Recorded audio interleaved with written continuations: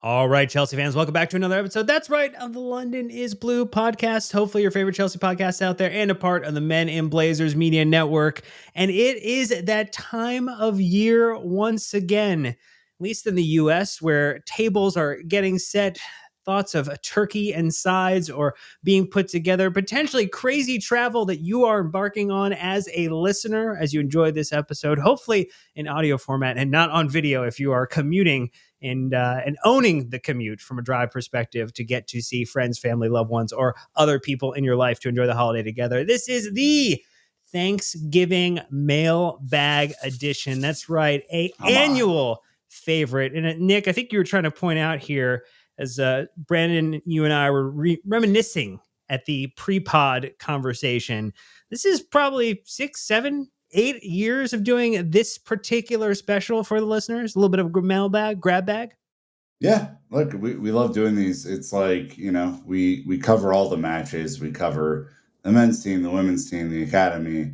We do transfers. We do all this other stuff. And it's nice to have some non-Chelsea questions to talk through and some like non-standard Chelsea questions to cover. Some stuff that you don't always get to answer all the time. So I really enjoy this episode because we have some pretty creative audience members out there who ask us some fun stuff.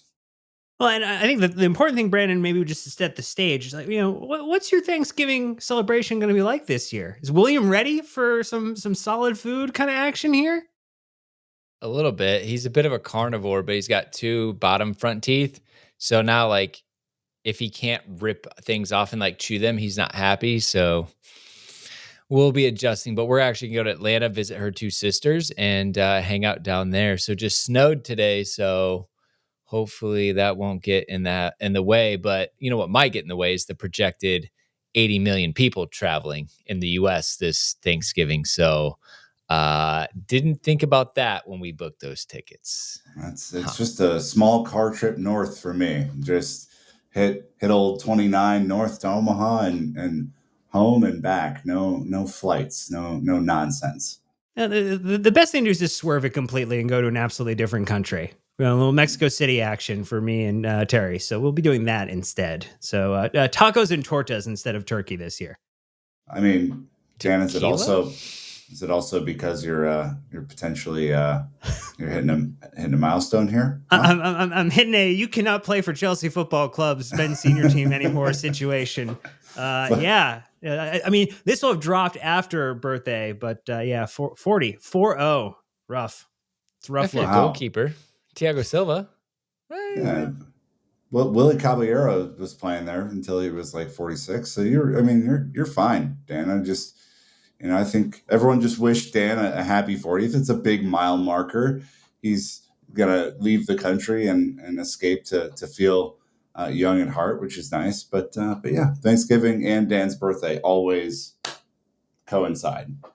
There is the nice overlap, and then the every 7 years or 8 years when it actually ends up on the same day. So get a chance to enjoy that. But look, this episode is all of your wonderful listener questions, as Nick mentioned, some Chelsea related, some Chelsea adjacent, and then some that are just completely tied to other things all underneath the sun. But we're going to get our quick admin out of the way. As always, at the top, thank you so much for supporting the podcast. We always appreciate anyone who leaves a 5-star review on Apple Podcasts or Spotify. It's always appreciated. You can also hit us up on YouTube, subscribe, like, comment on the videos, and also hit the bell icon to get notified. You also can join in the conversation in our Discord community in a free or paid capacity. And then you also can get our wonderful weekly newsletter written by Sam, Miss CFC Central, the London is Blue Dispatch. But look, off the top rope, it is a Chelsea adjacent question. A little bit of a 2-pack here. Moonin and Mike comboing together from Discord with a invited, non-invited question. Moonin started it with, which current member of the squad do you invite to attend your Thanksgiving meal if they are guaranteed to accept, and why? And then Mike followed up with the spicier version of it was like, who would you not want to invite to your Thanksgiving dinner and why? And I know, Nick, you put a lot of thought into this. So where did you go? Yeah, so there is a fair amount of consideration to put forth, right? I think first and foremost, for my particular Thanksgiving, it's just my mom, myself, my stepdad. So it's a very small group. And, my mom and stepdad are very nice people, not as much into shenanigans and such as perhaps I am. But, again, our tradition is we just eat and drink all day, and it's wonderful. And it's my favorite day of the year. So my men's team invites are slightly different than my women's team invites. The invite would be Ben Chilwell because he's a polite, interesting guy, not going to, screw too many things up. You take him home to mom. Cool. Exactly. Very nice guy. The not is Sanchez because he would certainly drop a side dish or potentially, toss him a beer. It goes through the window. You know what I'm saying? You don't want that. That would be a terrible thing. The women's team, I'm kind of reversing a little bit. I want Sam Kerr Thanksgiving so badly, you have no idea. She is nothing but shithouse and party, and I feel like I would get even more drunk because Sam Kerr was at the house, and I'm down for that. The not is kind of like a grab bag because the women's team is all very likable, but I think Z would get up to shenanigans and perhaps based on her many videos that exist out in the world, not really dig the American Thanksgiving menu as much, and so that would be kind of a bummer. But those are my picks. And Brandon, I think you had a little overlap here. I feel like you had a hard time choosing though. Yeah, I mean a little bit, right? Like what are the vibes they're going for? But I've got my guy Betts. I mean, he's number one off the board. No doubts, no second guesses. It'd be like the most shocking draft ever. Off the board. I want Chili there. Like we've seen him poking people's mashed potatoes and be a little shit stir at the canteen at Cobham. I think Fofana would be again just a lot of laughs. You brought him up, Willie Caballero. Just keep the GKU strong. And then Lee Parker and Ricky, the Kit Man. The stories between those two would be epic. So Lee, dial it up. We could do your own special on stories. I tell you what. I like the stories angle. I think that's good. That was a good one. Look, I went with I think you invite Cucurella to get the paella and the estrella for your invite activity there. Look, I'm thinking about who's going to bring a side from their kind of heritage that you would enjoy. That would be a little bit different in the main menu. With my not, I kind of gave two options here. Look, Mudryk is last on the team for pass accuracy on the men's team. You can't trust somebody who doesn't know how to pass around the table. You have to be able to pass. You have to be a 95% plus individual there, and he's not there. Or I do think Cole Palmer, in the way that he interviews, is love the guy. I don't think you would waste the invite on him, given some of the conversation he generally tends to have, at least in the media. Maybe we don't know him enough. Unless it was just watching him do skills with the ball. Sure. The entire time. You're not inviting him to enjoy it. You're inviting him to be entertainment, and that's he's like a centerpiece at that point. That's not really. On the women's team, I think it's Aaron Cuthbert, hands down. I think that would be a phenomenal time. And then, look, I think I feel like you could invite any member of the Chelsea women's team. I would just say to get out of here with feeling like I didn't hurt anybody's feelings. You do Kat Mack because she's the American, right? She has her own Thanksgiving to go to, so it's kind of like a get out of jail free card. Another Chelsea question, though. Boo, that's right. Boo the cop out. Boo this man. Yeah. Well, I'm getting older. I need to find a way to take advantage of that status some way, shape, or form. Carter had a question, though. Best related. It's a Chelsea-related question. Chelsea 11, with the men's and women's first team players with a 1-4-2-3-1 formation, which I think we all accomplished there. So that's good. Mm-hmm. Brandon, do you want to run us through assuming everyone is fit, combined 11? Yeah, I could. Here, look, I haven't watched the women nearly enough, so I just rely on Nick's videos and the occasional pod when it fits, right? So I had to rely on a little bit of SofaScore, their ratings for the season. So anyways, I got Hannah in goal, Reece James, Millie Bright, Cole Cucurella. Midfield, I put Caicedo in Nuskin, right? It's like she seems like she's playing in the center. Like I looked and it's playing center mid, defensive mid, and center back. So it's like, great. She's German, strong. I like it, right? Tidy on the ball. And then attack Guro is on fire, right? Like you have to put her in. Obviously, Cole Palmer. I didn't know what to do on the other wing, right? Like I think selfishly, I wanted to put Erin in this team just in general because she's a motor and she's passionate and she's going to play like that. So I was going to put her next to Caicedo, but at the end of the day, I went Neto and Jackson fully fit. Do you put Sam Kerr back in? I mean, that was probably the one I flipped, and I looked at your guys's and I kind of just leaned in on that sense. Carter specifies on current form. So if this was like, That's fair. Everyone is just magically healthy with a snap of a finger, then yeah, I mean, Kerr definitely makes it in. But yeah, I think just on current form, you're probably still okay. All right, yeah. So I just didn't want to fumble the chili into the office. Well, I mean, Nick, you had a fair amount of overlap with Brandon's, and I think actually the three of us did have a couple of repeat characters. Hannah Hampton was a repeat character for all of us, must be said. I went with a back four that's slightly different, though. I went with Bronze. I went with West Fafana. I went with Millie Bright and Kukurea. I think in that you have the experience and you have enough attacking output to really do a job. Remember, Millie Bright has 2 assists in the league already, so you're getting enough out of those 4. Midfield is the easiest thing for me. It's Aaron Cuthbert and Moises Caicedo. Done and done. Chalk it up. I actually do think they play really well together, surprisingly.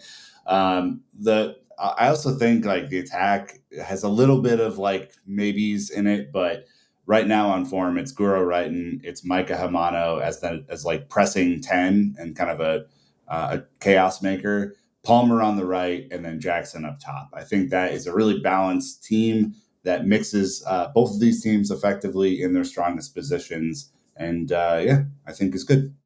Yeah, I think the only difference I had with yours in the back line was Colwell over West. I think they're I think splitting a hair difference between the two. I mean, the Hampton, Bronze, Bright, Kukurea, you could drop in West or Levi. I think you have a fine time. I cheated a little bit. I'm going to put Micah into midfield with Caicedo so that I can also get right in there with Radical. Palmer, Jackson, and Neto.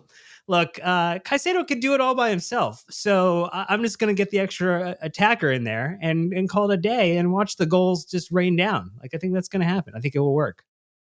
Yeah, if you lose the ball in your team though, you're in some serious trouble. Like Millie Bright's there. She's got it on lock. Yeah, no, I know, but I'm not relying upon Sanchez. Like, so I'm good. This is golden. And I'm not relying upon Sanchez. Fair enough. Okay. Yeah, but I like this exercise, Carter. This is very good. I enjoyed doing that. All right. Well, another one was Thanksgiving dinner drinks in January window from JKT.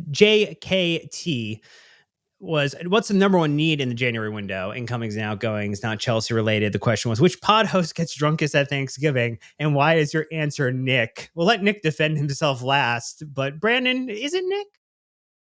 I mean, he just said he hangs out with the parentals and drinks all day. So he's at least in the running. There's no doubt. Mm-hmm. Dan's going to Mexico City. Yeah, I mean, not a lot of responsibility there. You're going to be fine dining, as we know you do. So there may be some cocktail bar reservations on Thanksgiving Day. It would be concerning if there weren't. But yeah, so self-nominated, all right?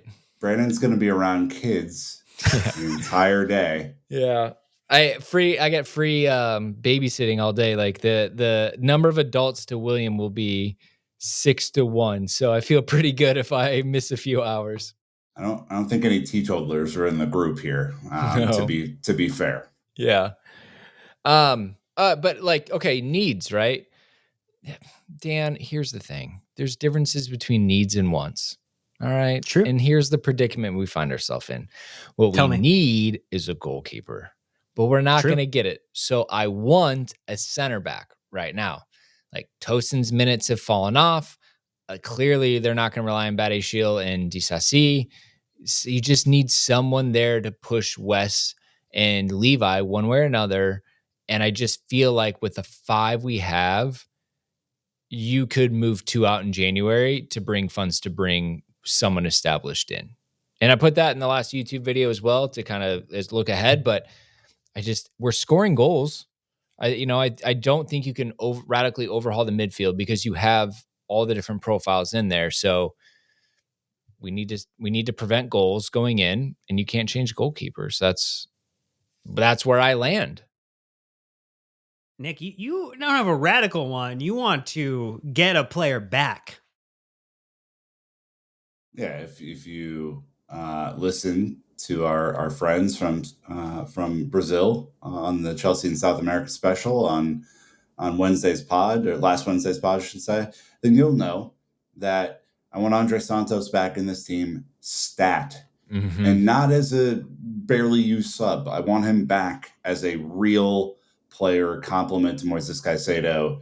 He is the only midfielder that we have that fits that billing. It's clear that Lavia, again, health might be an issue here coming back from the international break. Enzo, clearly not that profile that's required, probably needs to play elsewhere in the kind of attacking region of the team. This is a player that I want back from loan badly, because unlike Brandon, I think some of the defensive issues originate from midfield. And I think, based on all of the wonderful stats that we listed off about Andre Santos, that some of the tackles, that some of the positional play, and a lot of really good passing stats would tell you that he is a solution to an ailing midfield problem. And so, yeah, I like Brandon said earlier, I'm putting myself up there for drunkest, but I have some competition this year. It's not a runaway award, you know. It's like Max Verstappen this year versus previous years. Yeah, basically. Nick, I think the hard part is, like, you already have a crowded midfield locker room. Like, who would you sell to like make some room? I mean, Cassidy's there. You could put him on loan. You're probably not doing anything with Hutchinson at the moment. Like, it's Enzo. Enzo's the piece, and that's a huge call to like move him out. I agree, Santos is there. I think it would be hard to create more room for him in an already crowded midfield and locker room. You'd sell Dewsbury Hall. You'd figure out a loan for Cassidy. And Can you imagine selling Dewsbury Hall in January, 5 months after he joined? That's what I'm saying. It won't happen. Back to Leicester. But you're talking about a midfield room that Andre Santos For is sure. already better than a bunch of these guys. Like, he Not is wrong. very, very good. So yeah, I just don't think it's that hard. I don't think Enzo is really a consideration for that role. So you're really like in a position where it's like, how do you figure out how to utilize his strengths in not that dual six role, unless Enzo Maresca changes the formation again.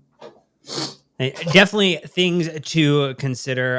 I wish we could get a goalkeeper in January. I don't think it's going to happen. I think you try to move on one or two of the players who are not getting minutes to make life easier for the summer and potential next season planning, when Chelsea will be, of course, back in the Champions League after finishing a top 4 position and winning the Europa Conference League. No surprise. But look, we're going to get our first ad break out of the way. When we come back, questions related to hot ones, which I know Nick is ready to give a certainly spicy answer to. So stay tuned and we'll be right back. Iosine, no surprise, Nick, coming in with a question. There was a cult hero question about favorite cult hero player from the era you started, but I think the real question is to us as the host, which one of you would do the best on an episode of Hot Ones? And then also saying that he would like to see us do the Hot Ones episode to see us suffer, said with love. I honestly think we could do this. Like, they sell the kits. Like, if we, I don't know, maybe we end up doing this. I'm not opposed to it. I wouldn't look forward to the next day, obviously, but like, I think it'd be fun in the moment. We've done all sorts of fun stuff, including a draft from back in the day. In case you recently heard one of those, we did one of those during COVID, which was a lot of fun on YouTube. So go hit that up. I think, based on what we've talked about before as a group, I don't think, Brandon, you're as a spice food fan as Dan and I are. Is that correct? I mean, I dabble. I don't want to be in pain, but we had Thai food tonight, and we ordered 3 out of 5. So not a chump. Who are you? I put Cholula on my eggs. Okay. Hey, there you go. I like that. There you go. What's your assessment? I think my assessment is that it would be either Dan or I that would win. Is that a fair? Am I discrediting you in the race?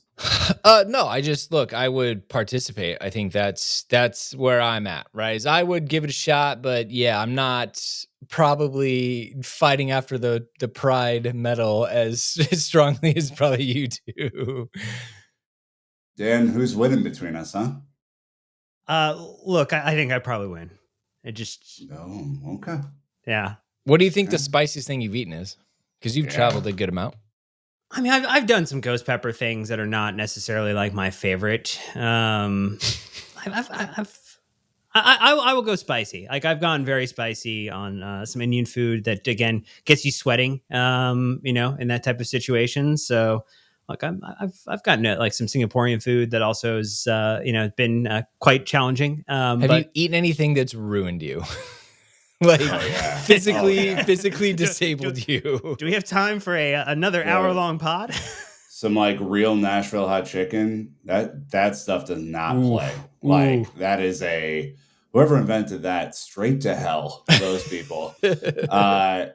My stepdad is Mexican, so I grew up eating really, really hot stuff all the time. I wouldn't say that I'm like a great lover of extreme heat. Like I'll do it on a dare, but it's not, I like a mid heat most of the time.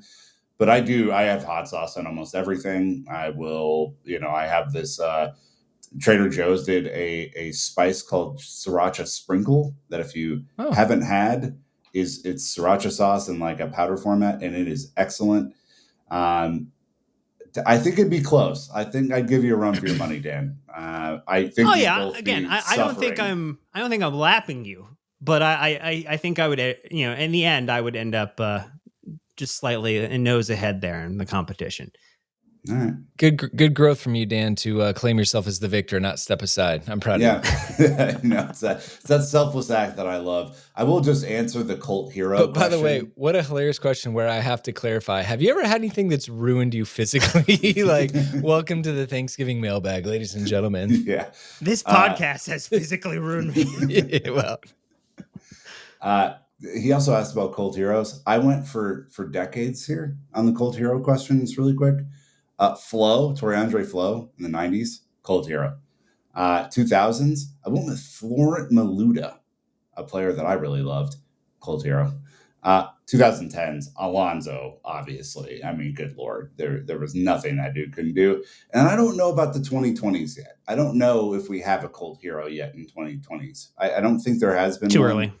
Yeah, so we're a little too soon. 2000s, I mean, was it Gronkier, the $1 billion goal? Mm-hmm.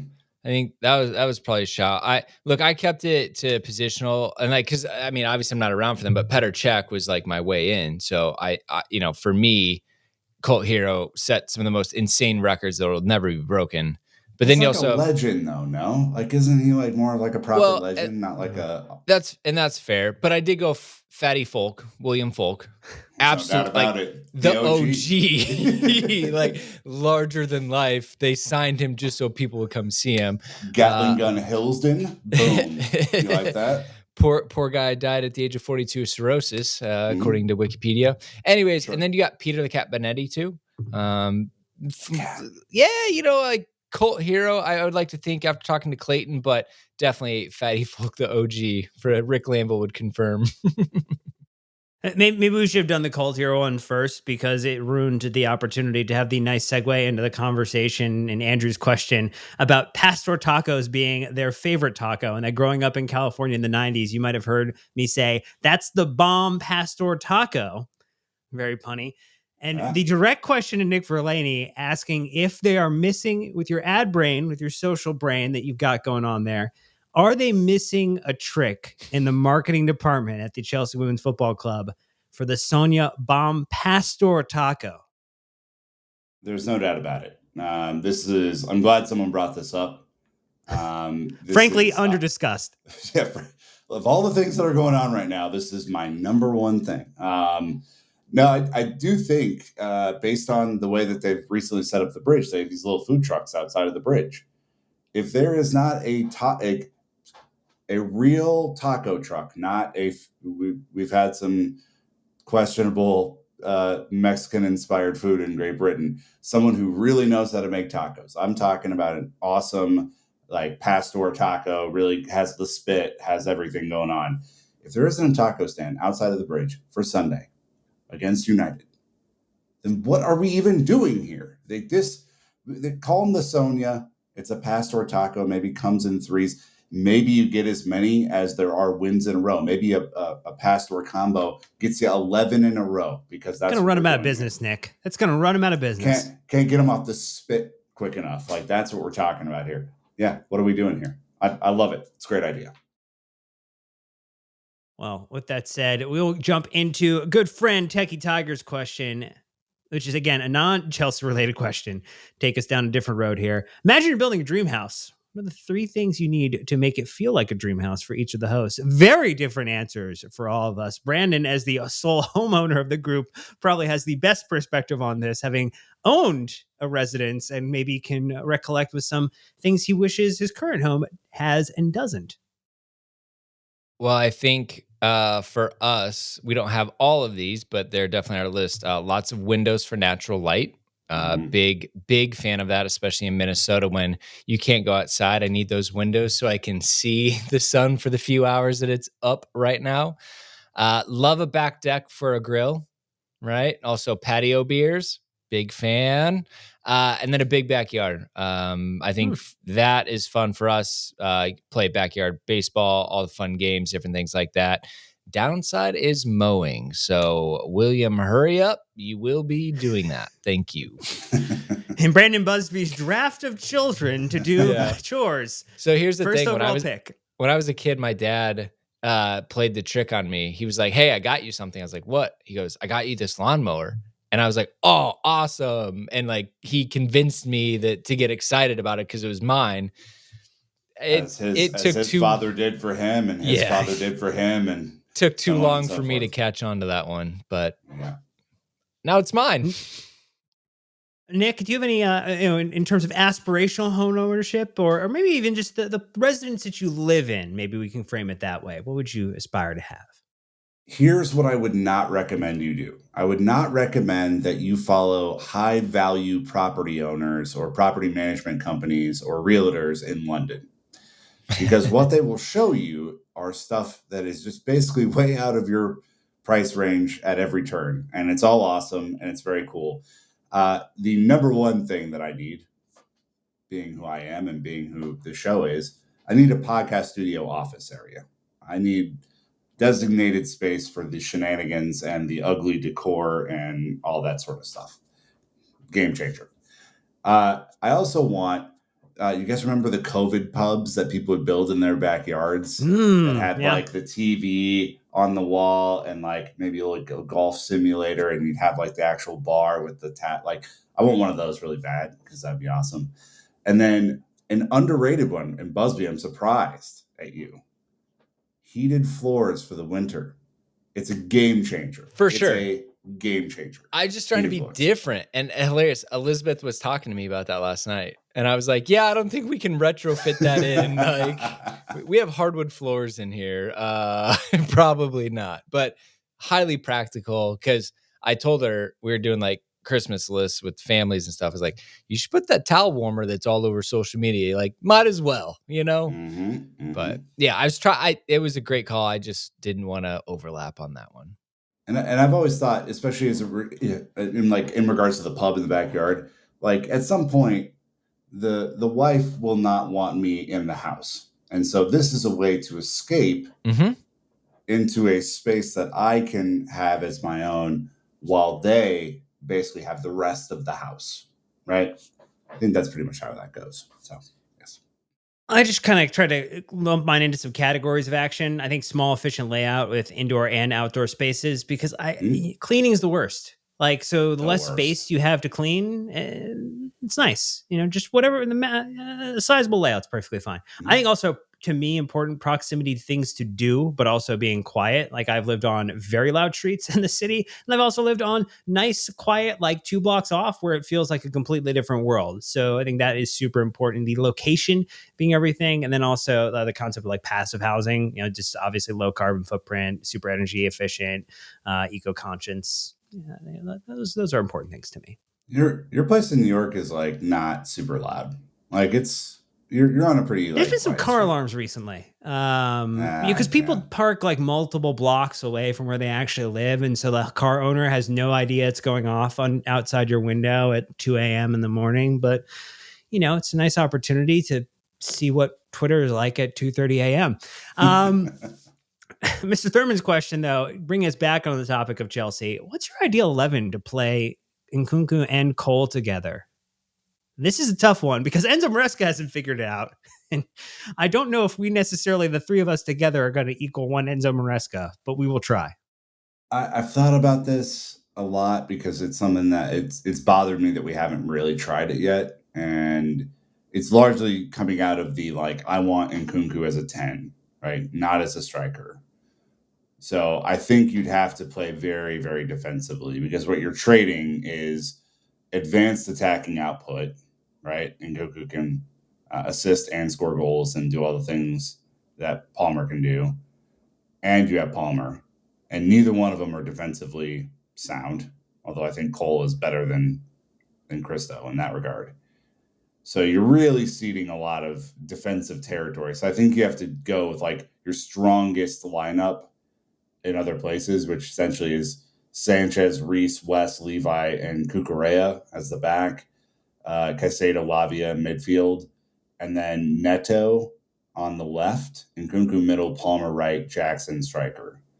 Or if you wanted to play Nkunku as the striker to have a little bit more balance, you sub out Jackson and put Madueke in on the right, and Palmer behind Nkunku. Again, I'd rather see Nkunku not as the striker, though, personally. So that's what I got. Brandon, overlap, underlap? Well, I mean, I think, yeah, you can push Cole out wide if you have to. Like, I'm not a big fan of him drifting really deep in the midfield to get the ball, like we've seen the last couple matches. I know why. He wants to be on the ball, and shit, he can hit a deep pass, which we've seen as well, where he put Jackson through. But so I'm like, all right, if you're just being pragmatic, you can push him to the right wing and Nkunku number 10 and see how that goes. I don't know how well Nkunku could do on the wing, and maybe just interchange a little bit. Otherwise, you play them both up top instead of a striker. You play a 4-2-2-2, and you completely change the look of the team. I hate the 4-2-2-2 because there's such a gap between Caicedo and Lavia, and then the four attackers. All you're doing is really knocking it up and saying, all right, good luck. We're going to hold our line. And then there's such a big gap where like a Rodri would play for City. I know he's out. And they would just be able to penetrate on a counter right down our throat in the middle. So you'd have to be very aware of that. But hey, that's why you invert a fullback, right? Yeah. Anyways, those are the only ways I could think if like you had to do it. And again, I don't think you're going to hear any of us be like, nah, this is it. This is the way. Nobody's talking about their EA Ultimate team that they've put together and how they've absolutely unlocked Cole Palmer and Nkunku together on the same team. I'm with you guys. You potentially try him on the wing, put Nkunku at the number 10, and you maybe get something there. But I don't know if that's going to be the right situation. Questions from Megan and Uni about the dinner table at Thanksgiving. And look, some of us, again, not having a standard dinner, but we could still weigh in on this topic. Megan, with the favorite non-traditional Thanksgiving side dish, maybe not served. Uni with the turkey or ham question. And that actually Stoots with the, what is your most disliked Thanksgiving food? So a lot of negativity negativity to kind of consider. A lot of negativity in this pod. Who do you not want there? What are you not eating? What do you hate? You just want us on record, Brandon. Get on record, okay? I'm tired of you flip-flopping. I'm tired of you sitting on the fence. Give me your hot takes on Thanksgiving food. Wild. All right, I put a light salad. I feel like that's probably controversial. A veggie salad, not one with Jello or whipped cream, as you in the Midwest would understand what we would call a salad. If it has Snicker in it, is it considered a salad? Man. And then, you do that to ease into the chaos, right? Like give your stomach a chance for what's about to unleash. And then things I don't like, the cranberry dressing, I've never been a big fan, but I'm not trying to lose my massive following here, so I'm going to play it safe. Turkey or ham? I ham. Yeah. Unless it's dark meat, but like there's too much dry white meat of the turkey that I don't want to eat. And why not both answer is acceptable, I think, on that one. I would say most tables, at least in our family, have always had both. So maybe a little spoiled for choice. I would say non-traditional. I have liked when there is some type of pasta dish on the table, like a lasagna or a Mm. ziti, like something that just like breaks up the standardness. You don't have to have it every year, but have it in as like a rotational player occasionally. Really, really exciting when that Something happens. light Yeah, I there. was Yeah. thinking like, what a heavy Real addition to light. an already heavy meal. I would say Some dislike. people would call that an entree, but sure, it can be your side dish. I just a light dessert like a double chocolate cake. Something that really gets it done there. Go It's for really it. embracing the Tony Soprano school of table making there. In terms of dislike, look, I think green bean casserole is like a very. I know there are lovers of it. I think it's an overrated thing. Just give me well seasoned roasted veg, like as a side. I think that's the best type of thing. Great carrots, green beans by themselves would be perfectly fine too. And then I think turkey on the day is the right call. But ham is great as a backup option too. No shade. Yeah, my thought on the turkey v ham thing is like this is one time a year deal. Like you have turkey on You'll Thanksgiving, never see it again. and then you really don't. You really don't see it. Plus, I think it's better on the Thanksgiving sandwich, which is really the winner at the end of the day when you get to make the leftover sandwich. It's a better sandwich meat than the ham is, personally for me. The non-traditional thing I like at one of the potlucks at work, one of my coworkers made this corn souffle thing that was absolutely killer as a side, and it was wonderful. Very Midwest, very good, very dense, but wonderful. And then the thing that I'm not a big fan of is like yams or like sweet potatoes with all the stuff on them. I'm just eat a dessert or eat pumpkin pie, just like, I don't know. It's not, you're not really having a vegetable. It's kind of Brandon's point about like the Snicker salad. Like just have dessert, man. Like, we don't need to try and fool ourselves that this is some sort of like root vegetable that we're trying to eat. So yeah. Well, that is there for everyone to hear now. It's on record, but we're going to get on record with the last 4 questions in just a moment if we get our last ad break out of the way. So stay tuned and we'll be right back. Okay, look, another Nick, Blue London, who Nick has had the chance to meet in person at Legends here in the Football Factory What's in going on, New dude? York City. Asking 2 questions, a Chelsea related one and a non-Chelsea related one. Any specific transfers on the wish list? Maybe trying to make it a little bit of a follow up to that earlier question. But then, is there a over or underrated aspect of Thanksgiving for the non-Chelsea question? Might be your hottest take on the episode, Nick. I mean, there is nothing over or underrated about Thanksgiving. It is the best holiday by a mile. Everyone, write me your angry letters. Send me to the whatever. It doesn't matter. It's the best holiday. It's a day full of sports and whatever else that you watch at home, and food that is excellent, and drinking and camaraderie and just wonderful times. And I just love Thanksgiving so much. It's my favorite holiday.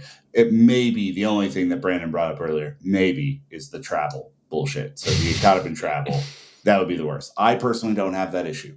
So knock on wood to everyone who makes their trip safely and on time.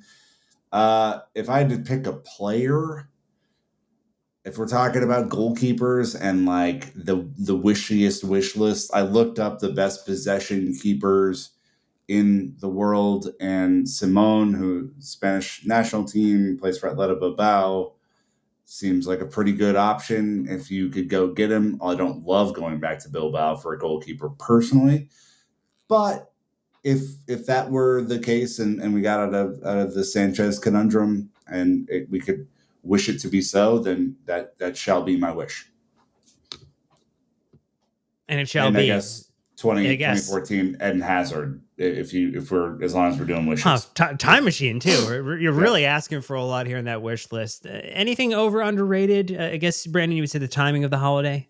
Where Yeah, it I lands said in the calendar year. that's probably underrated for us in America. I believe Canada's was in October. October, yeah. Yeah, I've got some teammates there. So I think like this is the right time where it's the reminder of like, hey, we're all about to stop working and not be motivated. So here's your warning shot. Here's a nice long 4-day weekend.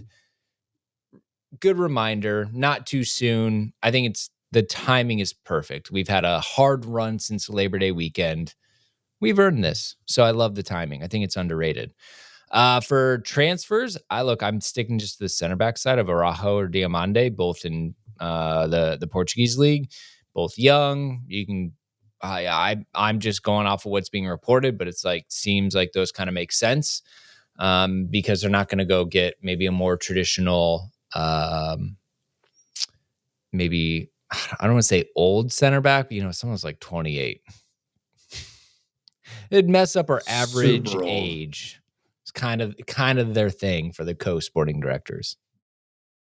Important things to keep in mind on the under overrated. I think maybe the NFL lineup usually is a little overrated. I know it's going to be on.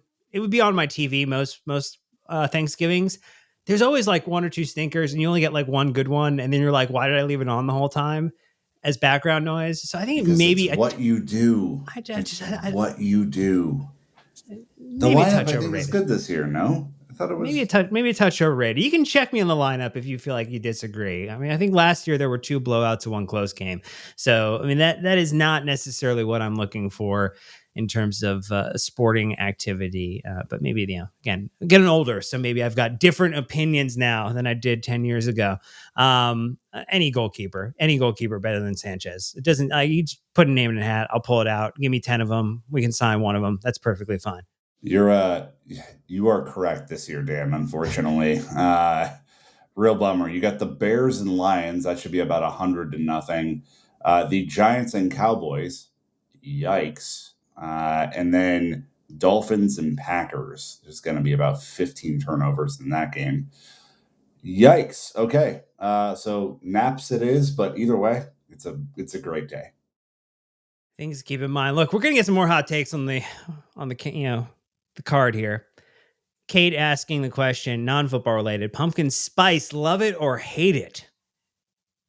Brandon, I think your answer was the most shocking of the bunch. I was like, I don't know if I've ever had it, and unfortunately, it's one of those things where now it's such a big deal. I have no interest in it. I'm turned off from all the hype. I think it's insanity right now. So I don't know. You've never had it. What do you mean you've never had it? I'm not a latte drinker anyways. I don't think I've rocked up to Starbucks and said, hit me with that PSL. I want to try it. Yeah, but it's just the spice. It's not the latte. It's like, have you ever had pumpkin spiced anything? I just assumed it was a latte. I didn't know there's anything else. What would you put pumpkin spice on? Ask Elizabeth after this episode and we'll dub it back in if she has made anything for you that had pumpkin spice in it. And I guarantee you the answer is yes. Anyway, Nick, do you have a take on pumpkin spice? In pie, wonderful. In beverages, not so much. It gets too concentrated, and I think it's pretty overwhelming. Pumpkin spice has a bunch of shit in it, right? It's nutmeg and cinnamon and a bunch of that stuff. And I don't know. Pie is phenomenal. My mom's pumpkin pie is the greatest pumpkin pie of all time. But yeah, not in beverages for me. I'm sorry, is there pumpkin in it? Yeah. Okay, just checking. Well, in the pie, yeah, as well. Mm-hmm. Anyway, on pumpkin spice, I would say on the beverage side, it's perfectly fine. Seasonal beverages are great, though. I love when a coffee shop will experiment. I typically just go with an Americano or a cold brew, but I'll occasionally try something, like a maple latte or, getting the season, as it were. Yeah, it's a good spice. Good spice to have in your cabinet. You're not reaching for it first, but it's a second or third tier spice to put in there. For sure. One that you have to check their expiration date every year before you use it? Well, maybe. It's that nutmeg and cinnamon that there's like 15 different bottles of them in my in-laws' house in their pantry. And it's like they always get one every year. And yeah, don't throw it out. Yeah. I mean, look, do you want to talk about traditions? The next question, cleaning out your parents' fridge. Like, holy shit. That is a good one. 11 Aspies did ask the question, any favorite family or friends giving traditions? Brandon with the one about cleaning out the clean out. Come on. That does happen. I said no, but I had to take my friend to the ER on Friendsgiving because I was the only sober one. And that's what I get for showing up late. What happened? We spent I missed the entire party. And it was at his apartment. No, I don't think so. he was cutting the turkey, and again had been imbibing, and just slipped and cut his hand. It wasn't terrible, but he had to get some stitches. And I guess the ER was just really slow that night and busy. And like we were there for like 4.5 hours, and no one gave a shit. They kept eating and drinking without us. And I just was punished for being late and sober. Terrible. Nick, I think you like to play bartender during your Friendsgiving parties. Like T-Pain? That is correct. That is me. I am the bartender at Friendsgiving, and it's for a few reasons. One, our Friendsgiving is, it's a bunch of people. It usually is like 10, 15 people, and everyone has their different specialty that they do. So the host this year, Matt, they just bought a new house.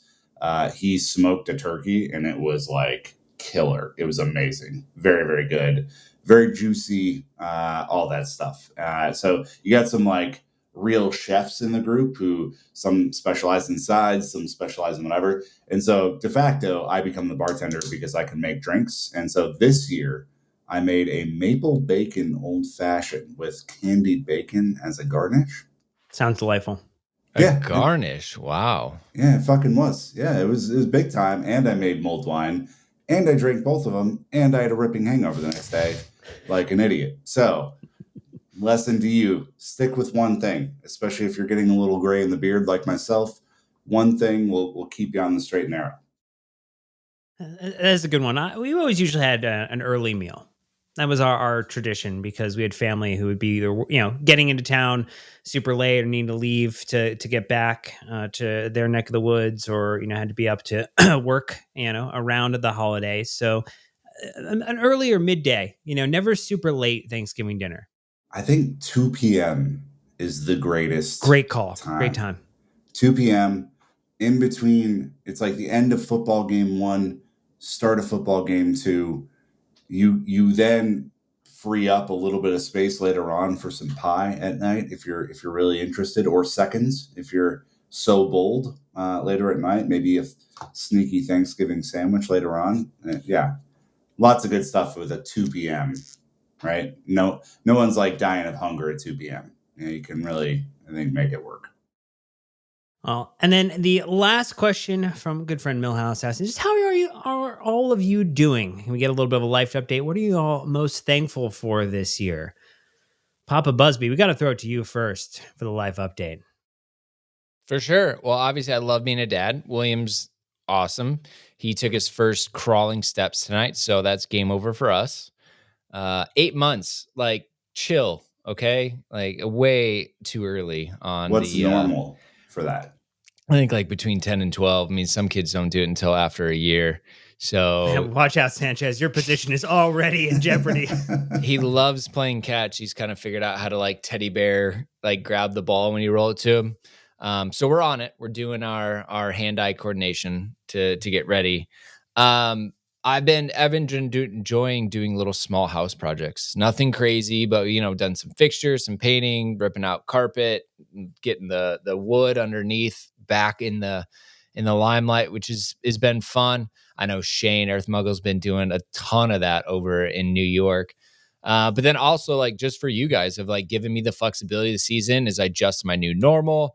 Like Jake's been amazing, like Sam jumping in and just all of the contributors and people that have like stepped to help it's been great to see. Right. And obviously I'm the biggest benefactor of all of that. So I'm massively grateful and obviously love coming on when I can and continue to do these things because I still enjoy it. Like this is a fun way to go through life and chat about Chelsea.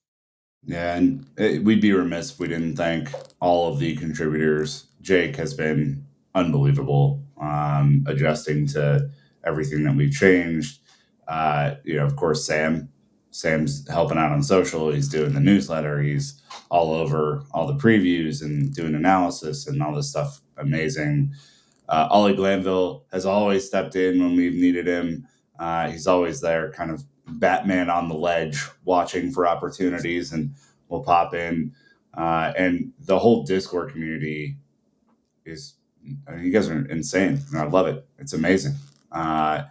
They have inside jokes about me that I'll occasionally walk into, like Donald Glover, and have the pizzas, and then everything's on fire, and I'm like, huh, this is interesting.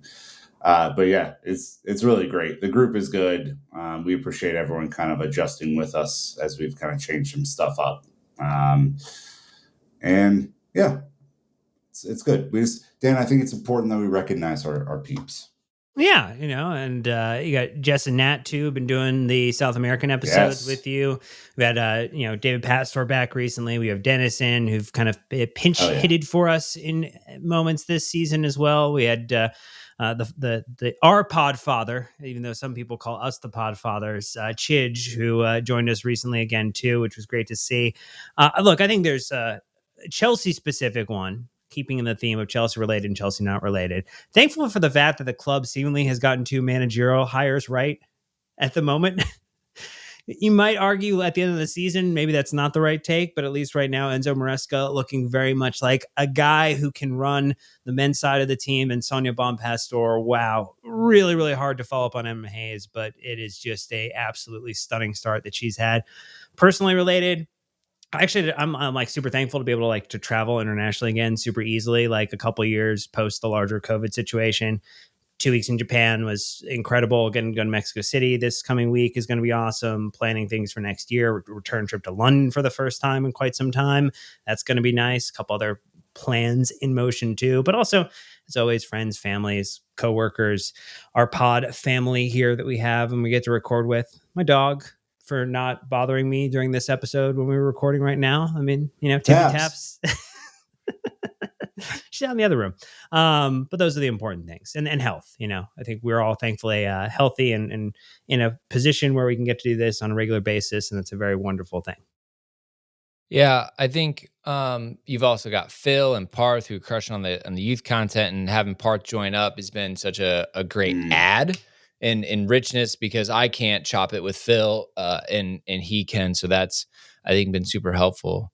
But it just goes to show you the strength of the community, right? Just in general, and just how passionate people are about this stuff, which is great, I think. So very blessed, very fun. I mean, to continue to do this now for a decade. I mean, behind the scenes, Men in Blazers, continuing to work with them and just come up with crazy new ideas and things like that as we, navigate the new kind of, I think people don't know that the landscape of podcasting has changed dramatically in the last 12 months. And that's why we have made some changes stuff, and they're going through it too. And again, just to have their resources and kind of think tank behind the scenes as everybody kind of goes through this has been fun. It's definitely been very helpful. Yeah, I'd say to close this one out. Look, the world's crazy right now. There's a lot going on.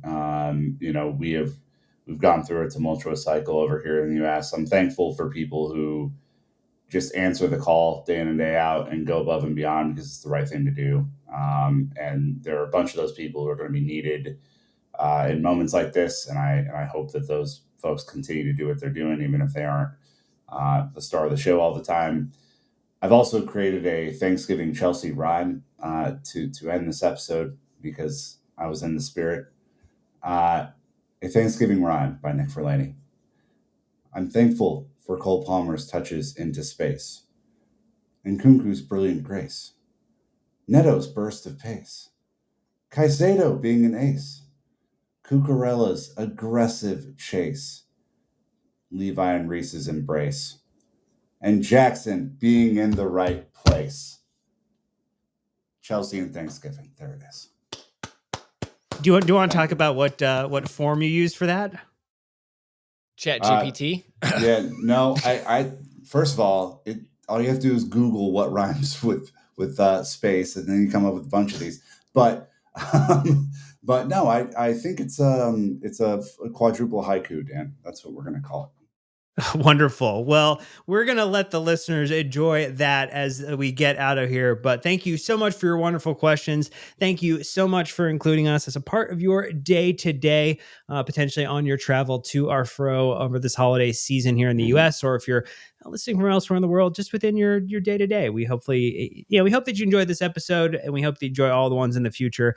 We're going to take a day here now to rest, refresh, and get ready for more Chelsea content, more Chelsea fixtures, and more wonderful content coming your way. But that's going to do it for this one. So stay tuned to next time, and you and to do. Keep the blue flag flying high.